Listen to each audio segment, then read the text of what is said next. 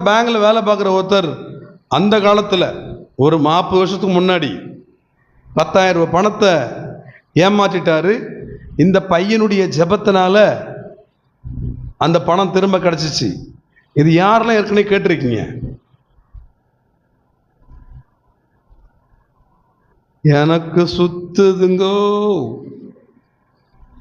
ஏங்க எத்தனை பேர் இருக்கீங்க கேட்டவங்க? உங்களுக்கு சுத்துதா? உங்களை பார்த்து எனக்கு சுத்துதுங்க.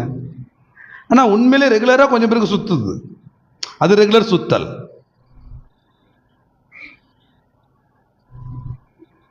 அது ரெகுலர் சுத்தல்.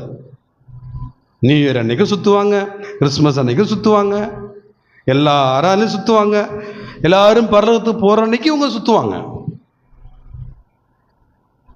ஏ தம்பி பாப்பா அப்படின்னு கூடுவாங்க. அப்போ போய் சுற்றுவாங்க. தம்பியை காணும் பாப்பாவை காணுன்ட்டு சபையில் உட்காந்து சுத்துறவங்க ஆண்டோட வருகை அன்னைக்கு சுத்த போகிறாங்க.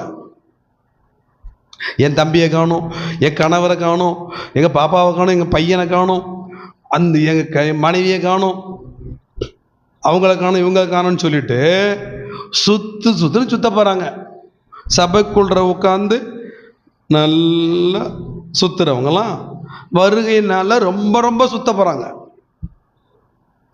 வருகையினால அங்கேயும் எங்கேயும் ஓடி சுற்றி பார்க்காம இருக்கணும். அப்படின்னா வாழ்கிற நாள்ல விழிப்பாயிருந்து கருத்தாய் ஜெபித்து கருத்தாய் வேதத்தை வாசித்து விழிப்பாய் கருத்தாய் கர்த்தருடைய வார்த்தைகளை கேட்டு கை கொள்ளுகிறவர்கள் வருகையினால சுத்த வேண்டிய அவசியமே இல்லை.